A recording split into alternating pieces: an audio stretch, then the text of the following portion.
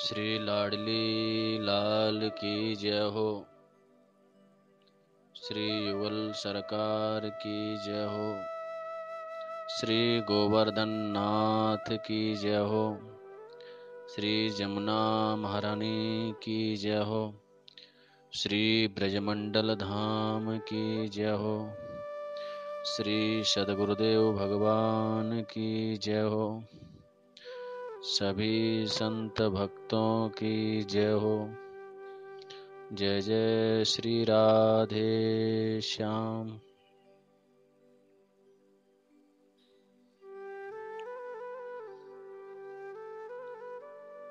मेरी भोरी किशोरी परिवार के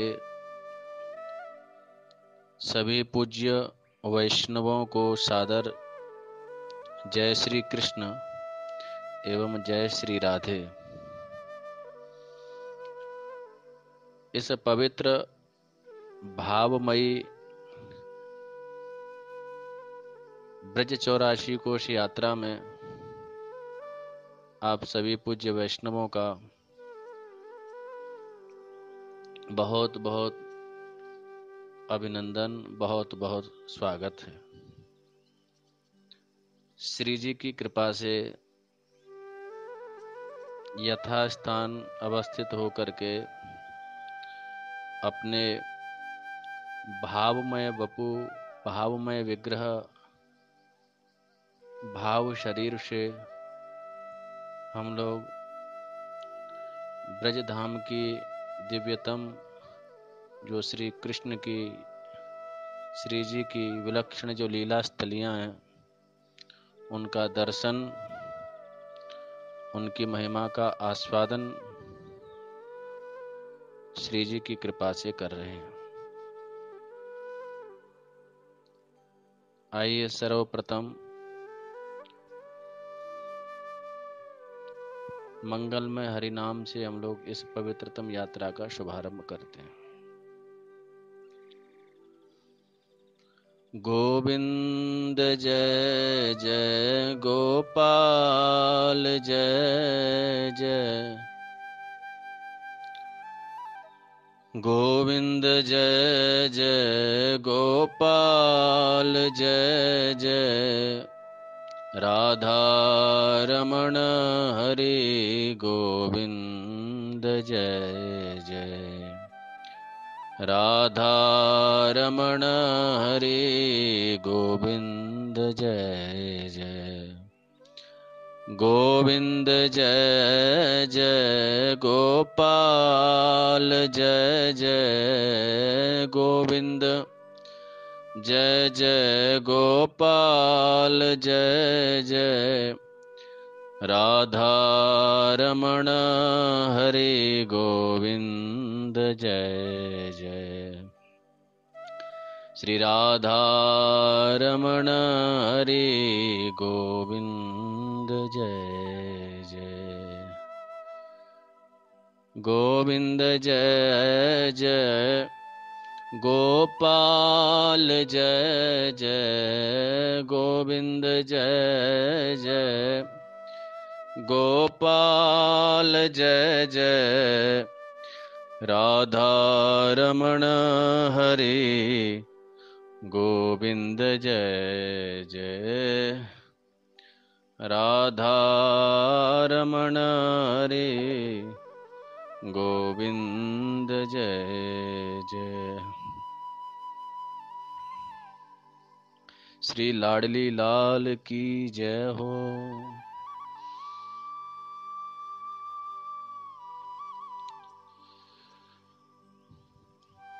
ब्रजधाम की महिमा अनंत है,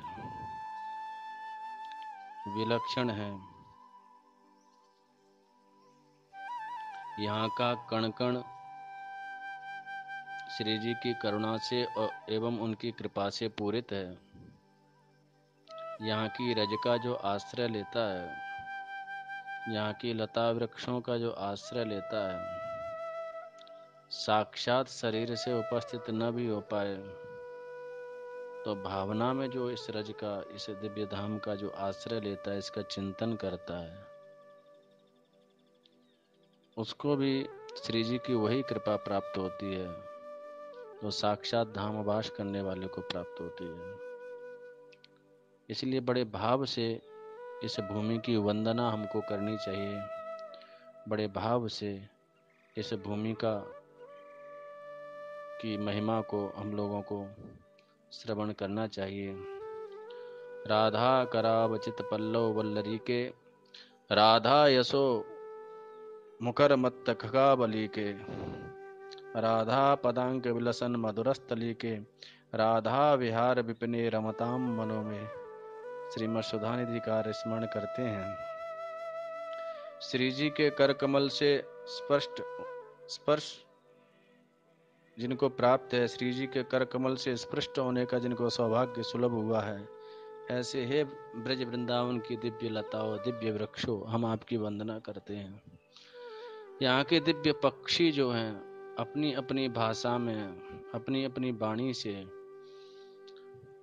राधा माधव युगल सरकार का दिव्य यशोगान करते हैं। यहाँ के पक्षी भी सामान्य नहीं है, प्राकृत नहीं है, यहाँ का कण कण चिन्मय है। ऐसी भावना हमको रखनी चाहिए।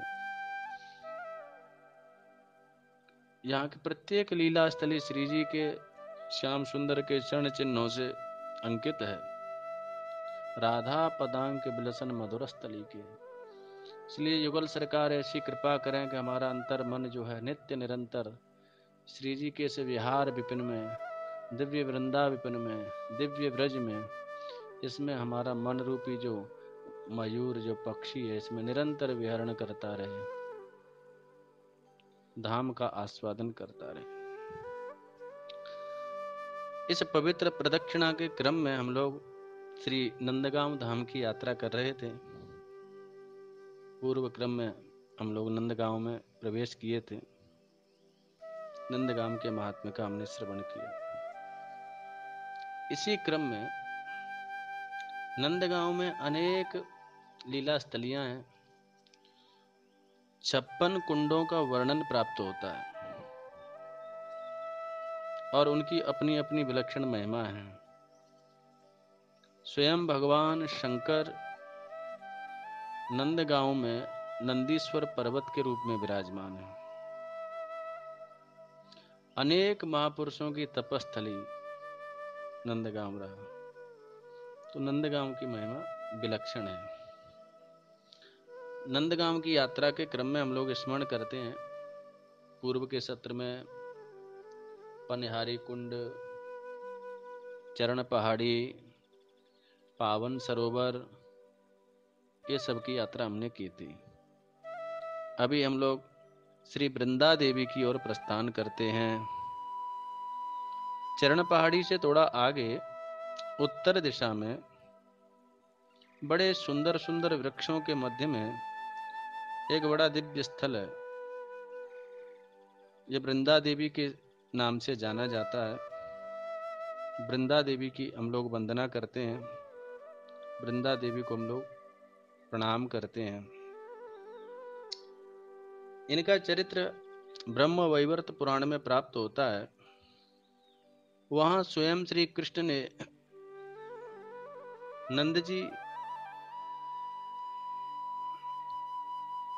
नंद बाबा से वृंदा देवी का चरित्र गाया है। ये बड़ी तपस्विनी भक्ता थी।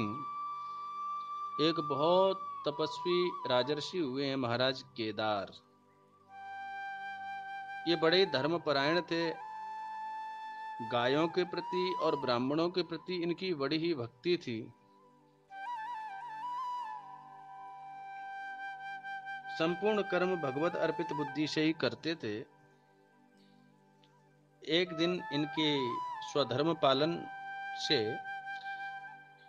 स्वयं लक्ष्मी जी बड़ी प्रसन्न हुई और इनकी अभिलाषा जान करके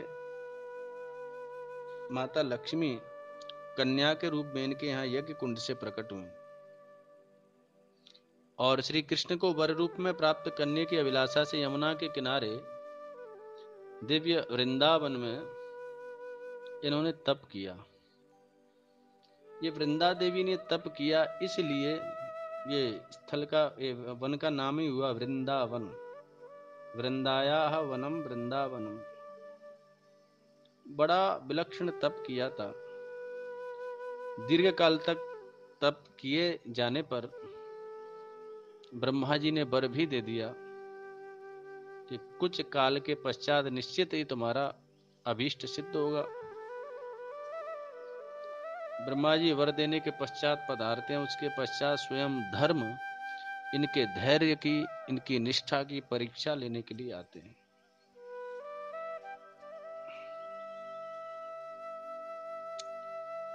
धर्म एक युवक के रूप में इनके समक्ष उपस्थित होते हैं और इनसे अनेक प्रश्न करते हैं। अरे देवी, तुम यह उग्र तप किस कारण से कर रही हो? क्या अभिलाषा है? और यदि मैं वर देने में सक्षम हूं तो आप आज्ञा करें, मैं आपकी क्या सेवा कर सकता हूं।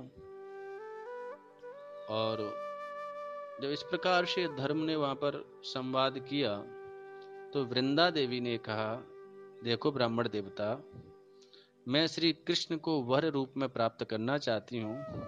उसी निमित्त में तप परायण यहाँ पर हूँ। धर्म ने श्री कृष्ण की दुर्लभता का वर्णन किया। वो तो वैकुंठाधिपति हैं, सहज ही सबको प्राप्त नहीं है। और उनकी तो दो ही भार्यां हैं, रमा शारदा। और गोलोक में जो गोप रूप में है तो उनकी भार्या वहां स्वयं श्री जी ही हैं। श्री कृष्ण के दो ही रूप हैं, एक ऐश्वर्य का प्रतिनिधित्व करता है, एक माधुर्य का प्रतिनिधित्व करता है। द्विभुज रूप से गोलोक के अधिपति हैं और चतुर्भुज रूप से वैकुंठ के अधिपति हैं। बड़े बड़े ब्रह्मा शिव आदि भी जिनके दर्शन की तीव्र अभिलाषा से तीव्र तप करते हैं, तब कहीं कभी कभी उनको दर्शन हो पाता है। ऐसे वो श्री कृष्ण तुम्हारे लिए सर्वथा दुर्लभ हैं। जब वो सर्वथा आपके लिए दुष्प्राप्य ही है तो तुम हट क्यों करती हो? तुम मेरा ही वर्ण कर लो। वृंदा के सतीत्व की परीक्षा लेने के लिए धर्म ने यह वाक्य कहे।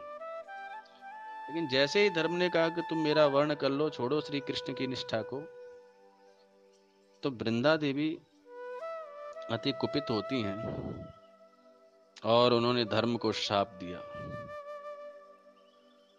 अरे अज्ञानी बालक, मेरा धर्म मेरा रक्षक है।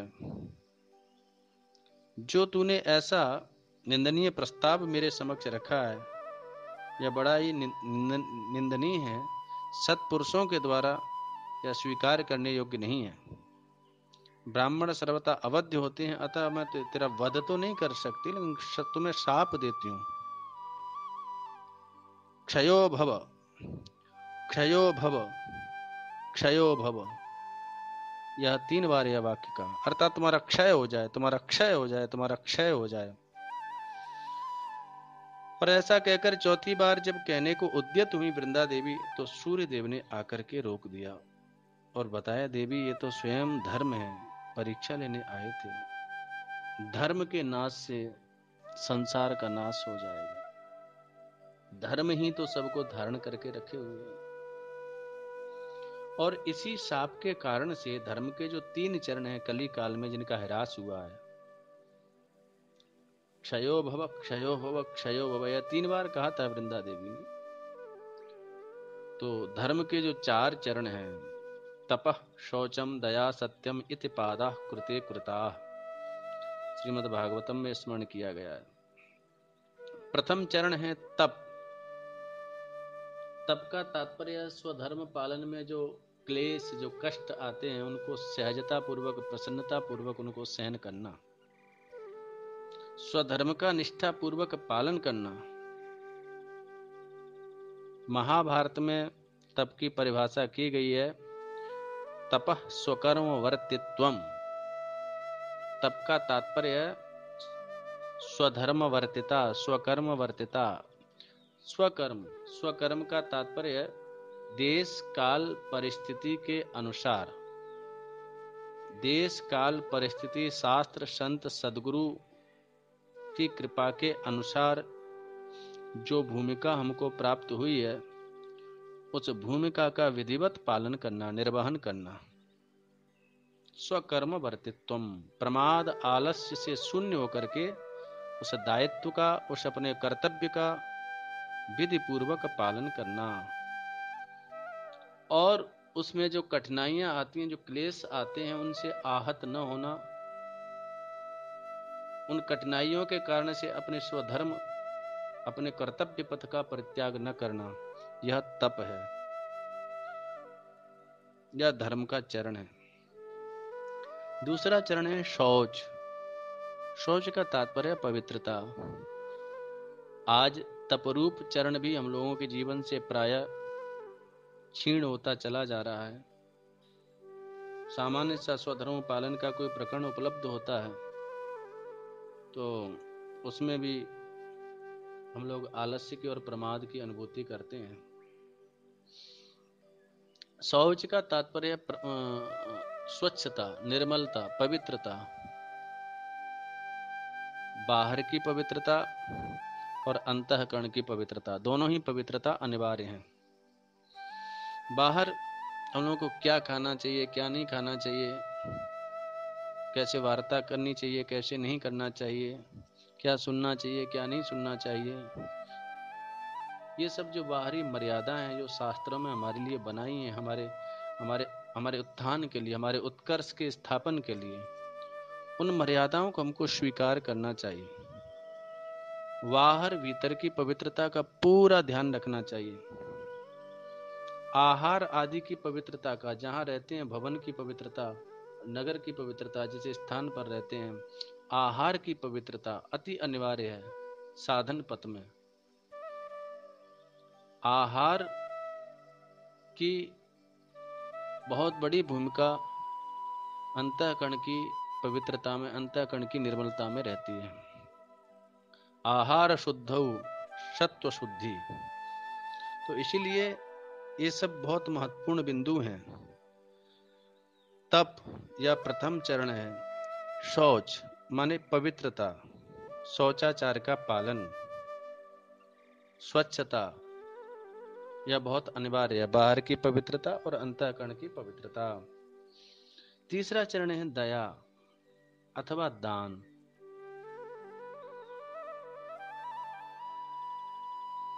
दया, दीनहीन गरीबों के प्रति दया का, दया सर्वभूतेषु, सेवा की भावना का उदित होना, दीनहीन गरीबों की सेवा करना, दया की भावना रखना।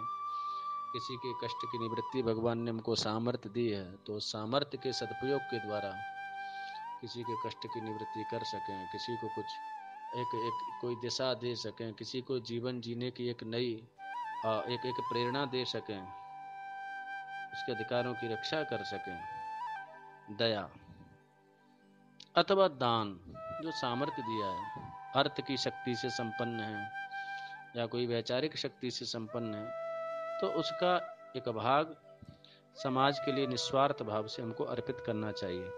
अपने समय का एक भाग अपनी व्यक्तिगत चिंतन या अपने व्यक्तिगत भावों से थोड़ा सा ऊपर उठ करके सामाजिक भाव हैं, पारमार्थिक भाव हैं, आध्यात्मिक भाव हैं, उनके लिए नियमित एक समय का एक भाग निकालना चाहिए, अर्थ का एक भाग निकालना चाहिए, और भी जो शक्ति सामर्थ्य दी है उसका भी सदव्यय परमार्थ की दृष्टि से करना चाहिए। इसको दान कहते हैं। चौथा चरण है सत्य। सत्य का आचरण, सत्य भाषण, एक प्रामाणिक जीवन होना चाहिए और जीवन की एक ऐसी प्रामाणिकता होनी चाहिए।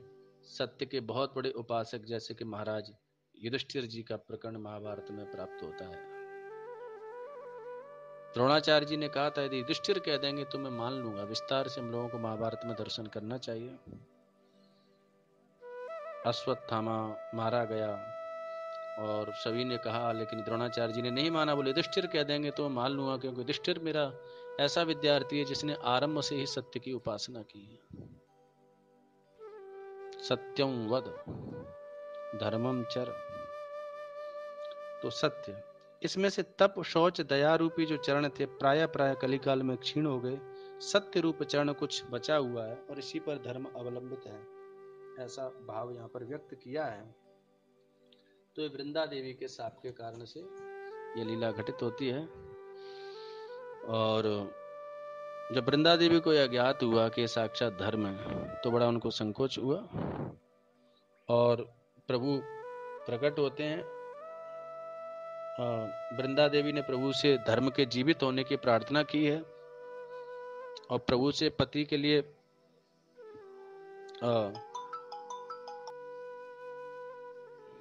प्रभु ने वृंदा देवी से कहा है कि तुमने 108 युग तक तुमने कठोर तपस्या की, तुम्हें दीर्घायु प्राप्त हुई, अब तुम अपनी आयु धर्म को देकर के गोलोक को चली जाओ। वाराह कल्प में हमारी प्राणेश्वरी श्री राधा की छायाभूता वृषभानु कुमारी तुम बनोगी और उस समय तुम्हारा पाणी ग्रहण करूंगा। इस प्रकार से वृंदा देवी को भगवान ने आज्ञा प्रदान की और वृंदा देवी का मंदिर नंदगाम के समीप में है। यही श्री वृंदा देवी युगल सरकार की प्रकट लीला का आनंद प्राप्त करने हेतु आज भी वन देवी के रूप में यहाँ नंदगांव में विराज रही हैं। मंदिर के सामने एक बड़ा ही दिव्य सरोवर भी है जिसमें श्री वृंदा देवी स्नान करती हैं। यह वृंदा देवी कुंड के नाम से विख्यात है। वृंदा देवी के चरणों, वृंदा देवी की हम लोग वंदना करते हैं, उनके चरणों में प्रणाम करते हैं। उससे आगे हम लोग जब नंदगांव में बढ़ते हैं तो फुलवारी कुंड का दर्शन करते हैं। फुलवारी कुंड का एक नाम पुष्प वाटिका भी है। बड़ा सुंदर लता वृक्ष आदि से आविष्टित सुंदर सुंदर वृक्षावली है, सुंदर सुंदर पुष्पावली है, सुंदर सुंदर वहाँ की हरितमा है, बड़ा सुंदर सरोवर है, बड़ा स्वच्छ जल है उसका, बड़े दिव्य पक्षी वहाँ पर कलरव कर रहे हैं।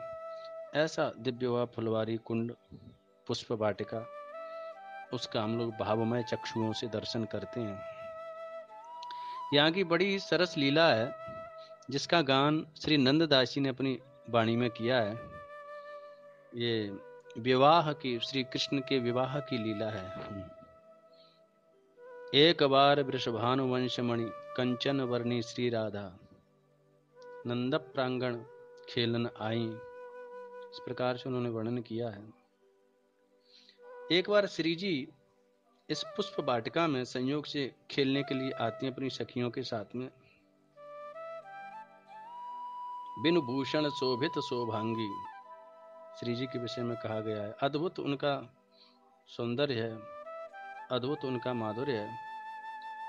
तो श्री जी के दर्शन करके यशोदा मैया का मन मुग्ध हो गया और वो सोचने लगी, वाह, यह जो भी दिव्य कन्या है, यदि ये मेरे कन्हैया की नित्य संगिनी बन जाए, मेरे श्याम सुंदर के साथ में, मेरे कन्हैया के साथ में या कन्या को विवाह हो जाए तो कितना अच्छा हो।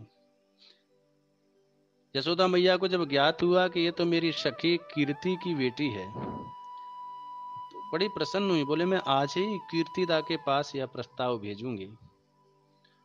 और अति शीघ्र गांव की एक ब्राह्मणी को बुलाया और उससे अपने मन की बात कहकर तुरंत बरसाने के लिए वो ब्राह्मण देवता को भेजा कि कीर्ति मैया से कहिए, कीर्ति मैया अपनी लाडली का हाथ जो है हमारे कन्हैया के लिए, हमारे श्याम सुंदर के लिए प्रदान करें। वह ब्राह्मणी भी इस प्रस्ताव को स्वीकार करके और बड़ी तीव्र गति से नंद भवन की ओर, बरसाने की ओर पधारी हैं और बरसाना में खूब उनका स्वागत हुआ है। और जब बरसाना पधारी तो वहां पर कीर्ति मैया से उन ब्राह्मणी ने कहा कि श्री यशोदा जी ने ही नहीं अपितु संपूर्ण नंदगाम की ऐसी अभिलाषा है कि नंद नंदन के लिए आप अपनी कन्या का यानी श्री राधा जी का हाथ आप प्रदान करें, यानी श्री राधा जी श्री जी नंद नंदन का वर्ण करें, ऐसी अभिलाषा है। अब आप अतिशीघ्र श्याम से श्री जी की सगाई कर दीजिए। इससे बरसाना और नंदगांव के संबंध में अनंत प्रेम का समुद्र जो है आंदोलित होगा। यह सुनकर के कीर्ति मैया बोली, श्री नंददास जी अपनी वाणी में वर्णन करते हैं, रानी उत्तर दयो सुनो नहीं करो सगाई, सूधी राधे कुंवर श्याम हैं अति चरवाई, नंद ढोटा लंगर महा दधि माखन को चोर, कहत सुनत लज्जा नहीं करत और ही और, कि लड़का अचपलो। श्री नंददास जी महाराज कहते हैं, कीर्ति मैया ने कहा, अरे बहन, जब ब्राह्मणी ने कहा कि यशोदा तो तुम्हारे बाल्यकाल की सखी है, तो उन्होंने यह प्रस्ताव रखा है, आप इसको स्वीकार करें। तो कीर्ति मैया ने कहा, हाँ अवश्य, यशोदा जी हमारे बाल्यकाल की सखी हैं, हम दोनों में बहुत प्रेम है, किंतु मेरी कन्या अति भोली भाली है, और नंदलाल जो है, नंद कुमार जो हैं, वो बड़े चंचल हैं, चपल हैं, अतः मैं यह संबंध करने में असमर्थ हूँ। ब्राह्मणी ने सब बातें जब आकर के यशोदा मैया से कही, तो यशोदा मैया अति उदास हो गई। एक तो छोरा है, बाहू के विवाह में जो है इतनो व्यवधान उपस्थित हो रहे हैं, कोई अपनी कन्या को विवाह ही ना करना चाहे। या तो मैया उदास थी, तो कन्हैया आए, कन्हैया ने पूछी, उरी मैया कहा भयो, तू आज उदास क्यों है? मैया ने कि उरे कन्हैया, तेरे कारण ही आज मैं उदास हूँ। देख मैं कहो करती पहले से ही कि तू चोरी मत करे, दे माँ कन की चोरी छोड़ कन्हैया, मैं समझाऊं तो कितना समझाती थी, पर तू नहीं मानता था। आज लोग चोर चोर कहते हैं, और कोई भी मैंने प्रस्ताव रखा था बरसाने में कीर्ति मैया के यहाँ विवाह का तुम्हारे, तो कीर्ति मैया ने यह कह करके और उस प्रस्ताव को स्वीकार कर दिया कि तुम्हारा छोरा तो चोर है और चंचल है, चपल है। मैंने आज श्री राधा के साथ तेरा संबंध मांगा, तो कीर्ति जी ने अपनी लाली राधा से तेरी सगाई करने से मना कर दिया। यह सुनकर के श्याम सुंदर बोले, मैया तू चिंता मत करे, बाबा की सौ खाकर कहता हूँ मैया, कीर्ति मैया अब स्वयं संबंध भेजेंगी तुम्हारे यहाँ। अच्छो ऐसो तू कहा करेगो? बोले देख मैया, मैं देख कहा करूं। ऐसा कह करके, और यहाँ ये जो फुलवारी कुंड है, यहाँ पर श्याम सुंदर आकर के बैठ गए हैं। श्री राधा रानी जब यहाँ पर आई, और जब श्याम सुंदर की दिव्य उस छटा को देखा, उस दिव्य वरहा पीडम नटवर बपुः कर्णयो कर्णकारम बिभ्रतवास कनक कपशम वैजयंतीम च मालाम, दिव्य मयूर मुकुट धारण किए हुए हैं, पीतांबर धारण किए हुए हैं, दिव्य वेणु निनाद वहां पर कर रहे हैं, विराजमान होकर के इस छवि का दर्शन किया। इस छवि का दर्शन करके श्री जी का चित्त श्याम सुंदर की ओर सहज आकर्षित हो गया।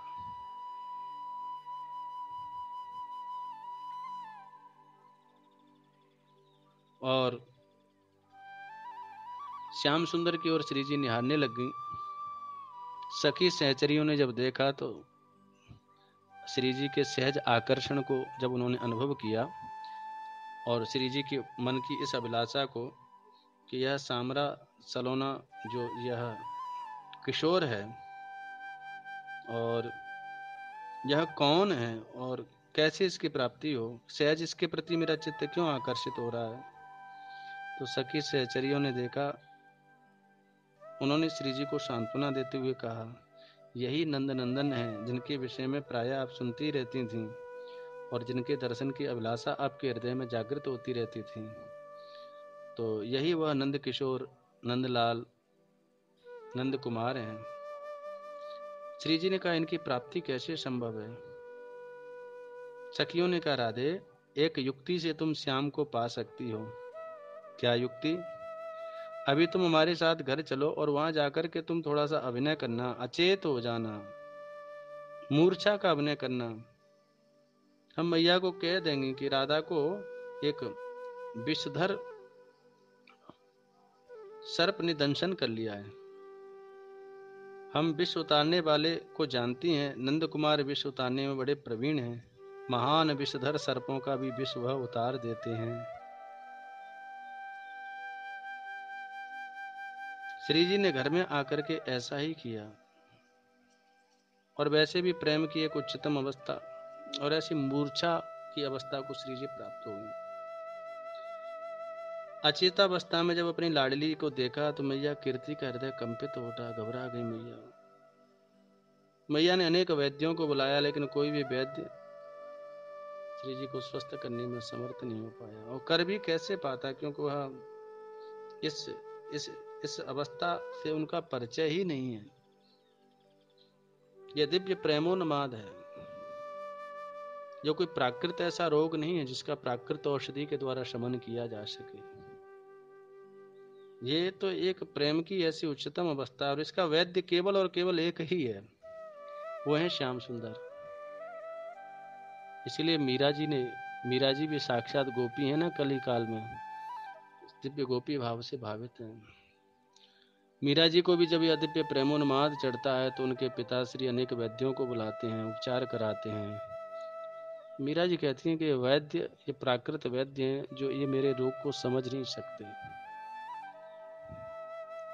वो मेरे रोग का शमन करने वाला तो एक ही वैद्य, और वो है सांवरिया, श्याम सुंदर।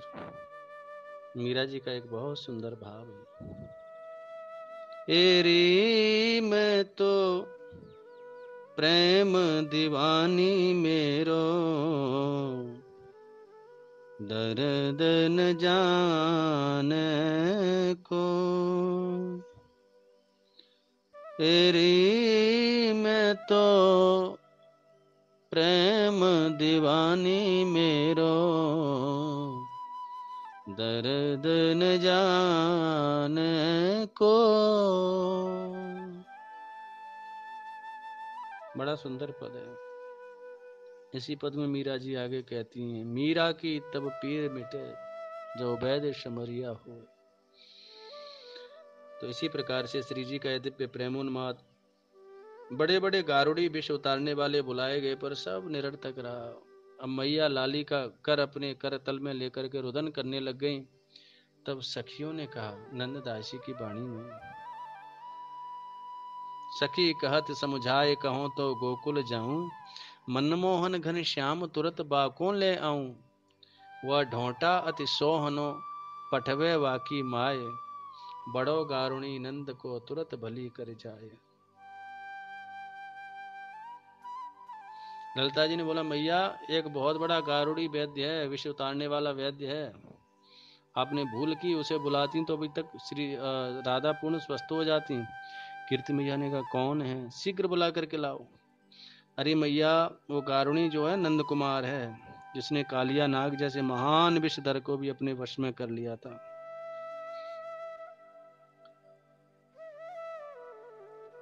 पर मैया एक बात है, राधा के संग जब सगाई का, विवाह का प्रस्ताव जब कीर्ति जशोदा मैया ने भेजा था, उस समय आपने मना कर दिया था। तो अब उसका आना भी सरल नहीं है, थोड़ा सा मनाना पड़ेगा। कीर्ति मैया ने कहा, ललिता मुझसे बड़ी चूक हो गई, तू शीघ्र जाओ, कह देना कि राधा के प्राण यदि सचेत हो गए, श्री जी यदि स्वस्थ हो गई, तो मैं उसी समय उसकी श्री जी की सगाई श्याम सुंदर के साथ कर दूंगी। ललिता जी ने कहा, ठीक है मैया, मैं जाकर के मनोहार करूंगी, और मुझे विश्वास है नंद नंदन मेरे कथन को मान रख ही लेंगे। ललिता जी प्रसन्न मुद्रा में नंद भवन में प्रवेश करती हैं। नंद नंदन से कहा, अरे श्याम सुंदर, आपका अभिनय सिद्ध हो गया, आपका नाटक जो है सिद्ध हो गया, अब शीघ्र चलो, देर मत करो। नंद नंदन ने फिर भी नाटक किया, अरे ललिता मैं नहीं जाऊंगा। ललिता ने कहा, अभी चलो तो संबंध हो जाएगा, सगाई हो जाएगी, नहीं तो फिर ऐसे ही रह जाओगे। तब तो श्याम सुंदर उसी समय भभूति अपने शरीर में लपेट कर, पोटली बांध कर और वैद्य का वेश बना करके चले ललिता जी के साथ। वृषभानु भवन में प्रवेश किया। कीर्ति मैया बड़ी प्रसन्न हुई। आओ आओ यशोदा नंदन, विराजो। श्री कृष्ण ने श्री जी का गौर कर अपने रक्त करतल में रखा और दूसरे कर से नाड़ी देखने लगे। श्याम सुंदर बोले, ओहो बहुत तीव्र विष है, स्थिति बहुत गंभीर है, सावधान। सभी लोग सावधान होकर के सुनो। विष तो मैं उतार दूंगा, किंतु जो समीप होगा ना, यह इतना प्रबल विष है, जो समीप में रहेगा विष उसके ऊपर अपना प्रभाव दिखा देगा, उसके ऊपर विष चढ़ जाएगा। अतः सब यहाँ से हट जाओ, मुझे एकांत चाहिए, और एकांत में ही यह उपचार हो सकता है। सभी सखी सहचरी कीर्ति मैया बाहर चली जाती हैं। एकांत देख करके नंदनंदन ने श्री जी के कर्ण में कहा, अरे राधे उठो, मैं आ गया हूँ, अब हमारा यह नया नाट्य भी सार्थक हो गया। झट से राधा रानी खड़ी हो जाती हैं। ठाकुर जी ने ताली बजा करके सबको बुलाया। मैया कीर्ति परम प्रसन्न हुई, बार बार नंदनंदन की प्रशंसा करने लगी। ललिता जी भी अपने हाथों में कंचन थाली लिए वो बोली, मैया अब विलंब मत करो, शीघ्र अपना कथन संपन्न करो, श्याम सुंदर को तिलक करो। कीर्ति मैया बोली, हाँ ललिता तू सत्य कह रही, ला शीघ्र थाल ला, शुभ कर्म में विलंब क्यों, मैं अभी सगाई कर दूंगी। और झट कीर्ति मैया ने श्याम सुंदर का टीका कर दिया। और यह सुनते ही तो सबरे नंदगांव वाले बड़े खुश हुए। सुनत सगाई श्याम ग्वाल सब अंगन फूले, नाचत गावत चले प्रेम रस में अनुकूले। जसुमत रानी घर सजो मोतिन चौक पुराए, बजत बधाई नंद के नंददास बल जाए कि जोरी सोहनी। यह श्री नंददास जी ने गाया है। तो ऐसी लीला श्याम सुंदर ने की। ये फुलवारी कुंड की लीला हमने आपको श्रवण कराई। फुलवारी कुंड को प्रणाम करते हैं।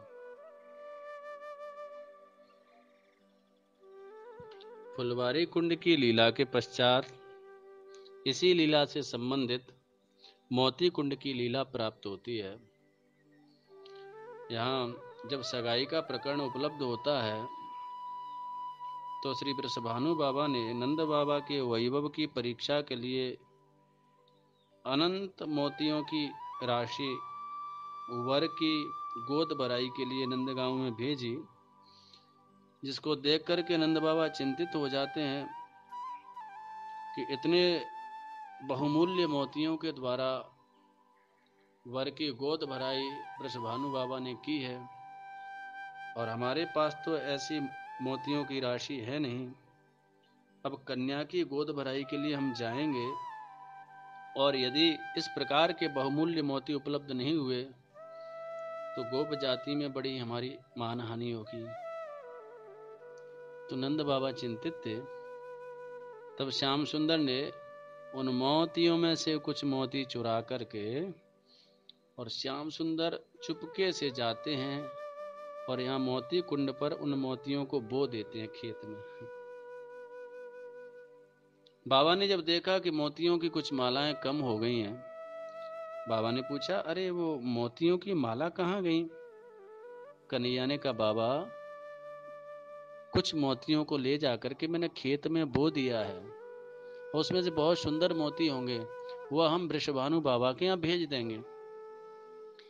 नंद बाबा हंसने लगे, और कन्हैया ई तेने कहा कि ओ भैया कहूँ रत्न हूँ बोए जाए, यो कोई अन्न थोड़ा ही होए जो खेत में बोए के है जाए। अरे ये तूने कहा कि यो सबरे मोती माटी में मिलाई दिए, अपने सेवकन को भेजो। नंद बाबा ने, भैया जाओ बीन के लाओ जो भी मोती मिल जाए वहां पर। सेवक आते हैं तो आकर के देखते हैं यहाँ मोती कुंड बड़े ही सुंदर सुंदर मोतियों के वृक्ष, मोतियों के गुच्छे लगे हुए हैं, मोती चमक रहे हैं उन वृक्षों पर। महाराज देख करके अति आश्चर्यचकित हो गए नंद बाबा। तो वही मोती नंद बाबा ने प्रसन्न होकर के कन्या श्री राधा की गोद भराई के लिए बरसाने में भेजे। तो वृषभानु बाबा भी यह देख करके अति प्रसन्न हुए। यह मुक्ता कुंड की लीला का हम लोगों ने स्मरण किया। मोती कुंड से आगे हम लोग कृष्ण कुंड की ओर बढ़ते हैं। यह प्राचीन लीला स्थली है। श्री कृष्ण कुंड श्री कृष्ण की जल केली के लिए प्रसिद्ध है। कृष्ण कुंड के तट पर ठाकुर श्री नृत्य गोपाल जी का मंदिर है। गौधूल बेला में टेर कदम से लौटते समय ठाकुर जी गायों की गणना अपनी बाल सुलभ चेष्टाओं के अनुरूप कंठ में पहनी माला की मणियों से करते थे और प्रत्येक गाय का नाम लेकर के गणना करने के बाद नृत्य करने लग जाते थे। भागवत में इस लीला का स्मरण किया गया है। मणिधरः क्वचिदा गणयनगा मालया दयित गंध तुलस्याः प्रणयिनोऽनुचरस्य कदांशे प्रक्षिपन भुजम गायत यत्र। श्री कृष्ण कुंड को प्रणाम करते हैं। कृष्ण कुंड के समीप में ही मोहन कुंड है। मोहन कुंड को भी हम लोग प्रणाम करते हैं। इससे आगे जब हम लोग चलते हैं तो भगवान आसेश्वर का हम लोग दर्शन करते हैं। भगवान शिव का मंदिर है। जब भगवान शिव लाला के दर्शन करने के लिए नंदगांव पधारे, मैया यशोदा ने जब भगवान शिव के उस विलक्षण स्वरूप को देखा तो लाला के दर्शन करावे के लिए मैया ने मना कर दिया। तो महादेव जी निराश होकर के इस स्थान पर आकर के बैठ गए और ये आशा लगा करके बैठे कि नहीं, मेरा आराध्य, मेरा इष्ट जरूर सुनेगा, तो मेरे श्याम सुंदर मुझे दर्शन जरूर देंगे। तो जब शिवजी यहाँ पर इस स्थान पर आकर के बैठे, उधर कन्हैया ने भी लीला आरंभ की। कन्हैया जोर जोर से रोवे लग गए। तो जैसे ही रोना शुरू किया, मैया ने सबरे उपाय कर लिए पर कन्हैया फिर भी चुप नहीं हुए। तब सबने कहा, उरी मैया ऐसो दिखे वो बाबा जी यहाँ आयो, वही कछु कर गयो लाला पर। वो बाबा जी बड़ो करामाती दिखे। मैया तू कह दो बाबा जी को बुला के लावे, शायद वो लाला को ठीक कर दे। तब यशोदा मैया की अनुमति लेकर के सखियां जाती हैं और शिव जी को वहां पर प्रार्थना करती हैं, चल रे योगी नंद भवन में तो यशोदा माए बुलावे। भगवान शिव पधारते हैं श्याम सुंदर के सामने, श्याम सुंदर का दर्शन करते हैं। मैया यशोदा के अंक में कन्हैया विराजमान हैं और श्याम सुंदर का दर्शन करते ही सबसे पहले शिवजी ने श्री जी का नाम गाया और जैसे श्री राधा यशोगान किया तो कन्हैया एकदम शांत भाव से सुनने लग गए, क्योंकि श्री जी का नाम कन्हैया को अति प्रिय है, अति प्रिय है, महामंत्र है श्याम सुंदर को वश में करने का। यो ब्रह्म रुद्र शुक नारद भीष्म मुक्षीरालक्षितो सहसा पुरुषस्य तस्य सद्यो वशीकरण चूड़मनंत शक्तिम ताम राधिका चरण रेणु मनुष्मरामी। श्रीमद् सुधा निधि में स्मरण किया गया है। ये श्री जी की चरण रेणु की ऐसी दिव्यतम महिमा है, बड़े बड़े ब्रह्मा रुद्र शिव आदि भी जिनकी एक बाकी झांकी का दर्शन नहीं कर पाते हैं। रालक्षितो न पुरुषस्य, ऐसे परम पुरुष जो श्री कृष्ण है उनको सद्यो मन अति शीघ्र अपने वश में करने के लिए यह एक ऐसा वशीकरण चूर्ण है श्री जी की चरण रज, श्री जी का नाम। पूज्य श्री बाबा महाराज की बहुत विलक्षण वाणी हमको प्राप्त होती है। पूज्य बाबा गाते हैं, सब नामों में है प्यारा राधा नाम, मोहन मुरली में गाए राधा नाम। सब नामों में है प्यारा राधा नाम, मोहन मुरली में गाए राधा नाम। राधा गाए राधा ध्याए, राधा चरणन में सिर नाए। राधा ही रटे आठो याम, राधा ही रटे आठो याम। मोहन मुरली में गाए राधा नाम। सब नामों में प्यारा राधा नाम, मोहन मुरली में गाए राधा नाम। श्याम सुंदर को अति प्रिय है श्री जी का नाम। तो जैसे ही शिव जी ने श्री जी का नाम स्मरण किया, श्याम सुंदर शांत हो गए, बड़े प्रेम से सुनने लग गए। मैया यह देख करके बड़ी आश्चर्यचकित हुई। शिव जी बोले, हम मैया तुम्हारे लाला को हम या चुप करा दिए तुम्हारे लाला, अब चुप हो गए देखो। तब मैया ने शिव जी के प्रति कृतज्ञता प्रकट की और लाला के मस्तिष्क पर शिव जी का हाथ फिरवाया। शिव जी ने लाला के दर्शन किए, लाला ने शिव जी के दर्शन किए। शिव जी ने सुंदर किशोरी जी की दिव्य नामावली लाला को सुनाई है। श्री कृष्ण अति प्रमुदित हुए। तो यह यहाँ की लीला है। यहाँ एक दिव्य सरोवर भी है। तो भगवान शिव यहाँ पर आशीश्वर रूप में विराजमान हुए। आशीश्वर भगवान की हम वंदना करते हैं, प्रणाम करते हैं।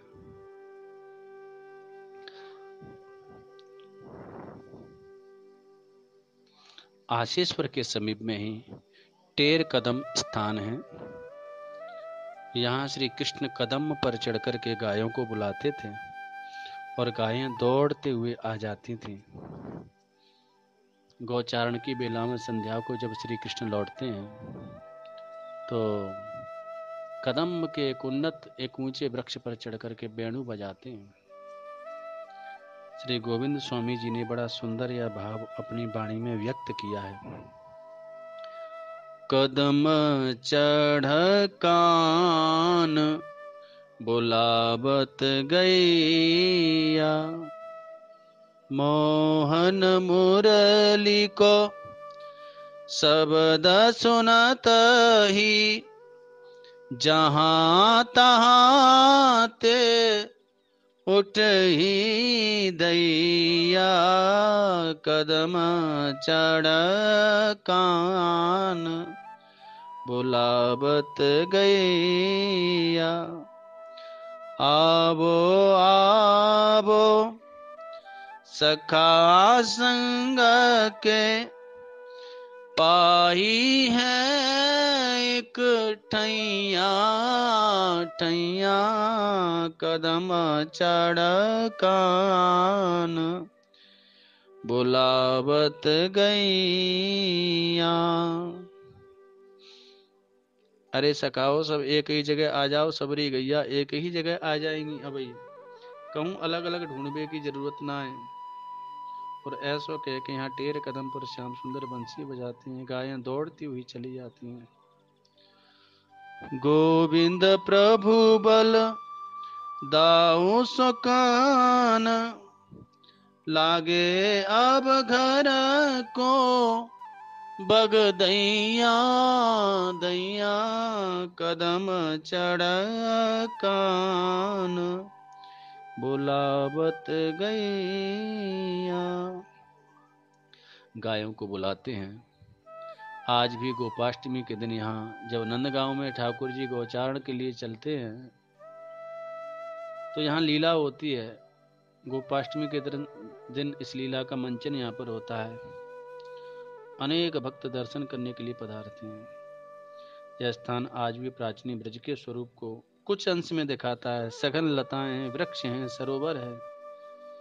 इसे ब्रजवासीगण टेर कदम के नाम से जानते हैं।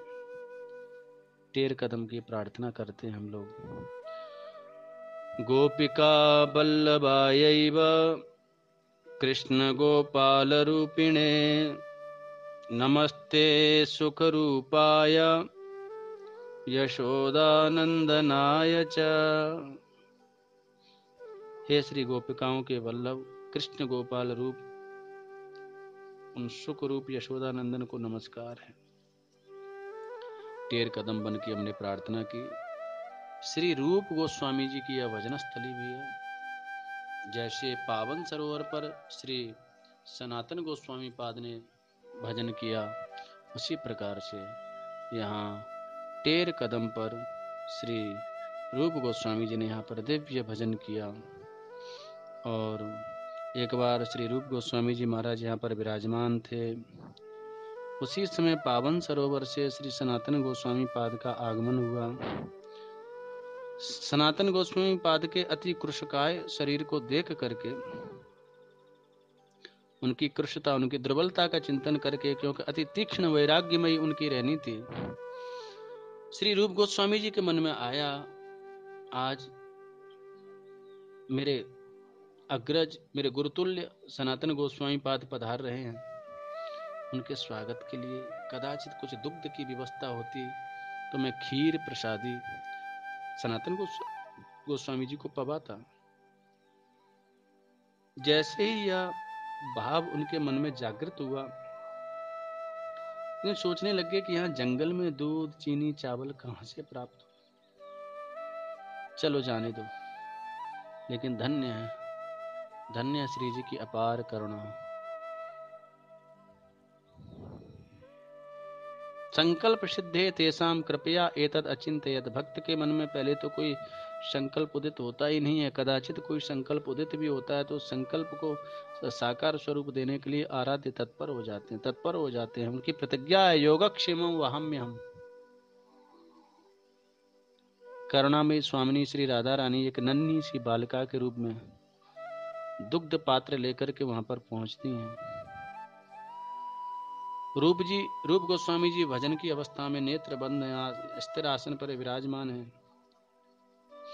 श्री जी वहां पर पहुंची और बहुत मधुरी वाणी में बोली, बाबा, अरे रूप बाबा। बाबा ने नेत्र नहीं खोले, नेत्र बंद किए पूछ लिया, कौन है? श्री जी ने कहा, बाबा मैं हूं, मैया ने आपके ताई दूध भेजे हो है। रूप गोस्वामी जी ने कहा, लाली कोई बात नहीं, यहीं रख दो। मुस्कुराते हुए श्री जी ने कहा, बाबा संग में थोड़े से चावल और मीठो भी दियो है, खीर की इच्छा हो तो बना लीजियो। श्री रूप गोस्वामी जी तब भी अपने इष्ट को जब नहीं पहचान पाए, भाव भजन में अति डूबे हुए थे, भजन भंग के भय से नेत्र नहीं खोले, पर भजन का संपूर्ण फल तो समक्ष ही साक्षात खड़ा है। तब श्री जी ने कृपा करते हुए कहा, अरे बाबा, मैया ने कही कि बाबा तो भजन में डूबो रहे, कहीं ऐसा नहीं हो कि बाकू ध्यान ही ना रहे, इसलिए लाली तू ही खीर बना के दे जाइयो। तो बाबा आज्ञा हो तो मैं ही खीर बना दूं। श्री रूप गोस्वामी जी ने कहा, अच्छो लाली तो बना जा। और वहां श्री जी ने बड़ी दिव्य खीर वहां पर बनाई और झटपट बना करके एक और रख दिया। श्री जी वहां से अंतरहित हो जाती हैं। थोड़ी देर में श्री सनातन गोस्वामी पाद वहां पर पधारते हैं। श्री रूप गोस्वामी पाद उठे और सनातन गोस्वामी पाद की वंदना किए और सनातन गोस्वामी पाद को प्रार्थना किए कि आप पधारे हैं कृपा करके, तो खीर प्रसादी यहाँ पर है, आप थोड़ी सी खीर प्रसादी स्वीकार करें। भैया प्रभु को आज खीर का भोग लगाया, थोड़ा सा आप पा लीजिए। सनातन जी ने पायस पात्र उठा करके मुख के समीपस्थ ही किया था। बस उस खीर की विलक्षण सुगंधी सुवास का अनुभव किया। उस खीर प्रसादी के एक ग्रास को पाते उनकी प्रेम मूर्छा जागृत हो गई। अष्ट सात्विक भाव श्री विग्रह में प्रकट हो गए। रूप जी ने कहा, भैया भैया ये क्या हुआ? सनातन गोस्वामी ने कहा, रूप यह खीर कहाँ से आई? रूप जी बोले, भैया आज आपको खीर खिलाने की इच्छा हृदय में जागृत हुई, उतने में एक छोटी सी बालिका आई और वही बना करके रख गई ये खीर। सनातन जी समझ गए सारी लीला। सनातन गोस्वामी जी ने कहा, रूप वो कोई ग्रामीण बालिका नहीं थी, अपितु स्वयं होरी किशोरी श्री लाडली श्री वृषभानुनंदिनी श्री राधा रानी थी। इतना कह करके सनातन जी फपक करके रो उठे।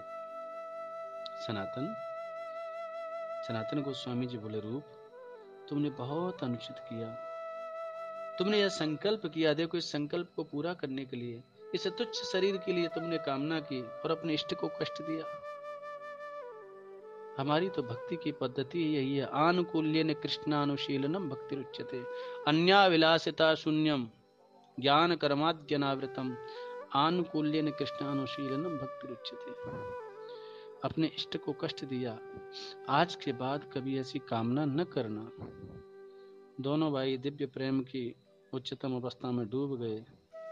इस दिव्य भाव को सुनकर के रूप गोस्वामी जी भी रो पड़े। उनके भी नेत्रों से श्री जी की अपार करुणा का स्मरण करते और उनके भी नेत्रों से अविरल अश्रुधारा प्रवाहित होने लगी। तदंतर दोनों भाइयों ने वह खीर प्रसाद पाया और श्री जी की अपार करुणा का स्मरण किया। ऐसी करुणामयी श्री जी की लीला यह भी टेर कदम पर ही संपन्न हुई। तो आज टेर कदम के साथ ही हम श्री नंदगाम की यात्रा को हम लोग लोग प्रणाम करते हैं। और नंदगाम के प्रसिद्ध तीर्थ स्थलों का हम लोगों ने दर्शन किया। एक बड़ा ही सुंदर भाव किसी कवि ने कहा है, नंदगाम की महिमा को स्मरण किया है। ऊंचे गिर शिखर महल ब्रजराज जूको, अति ही पुनीत तहाँ दगरे धुरंधर से। शोभा अति प्यारी सोहत है उद्धव क्यारी, देखे वहाँ अनूप रूप चुंगैया मोर बंदर से। देखत नहीं पार तहाँ ब्रह्मा आदि महामुनि, भूले सब ज्ञान ध्यान देवराज इंद्र से। समधन सी जसोदा और समधि नंद राय जैसे, और दुल्हन राधिका सी दूल्हा श्याम सुंदर से। ऐसे अद्भुत नंदगाम की महिमा का स्मरण करते हुए और यहीं हम लोग यात्रा को विराम देते हैं। श्री नंदगाम धाम की जय हो, युगल सरकार की जय हो, श्री लाडली लाल की जय हो। जय जय श्री राधे श्याम।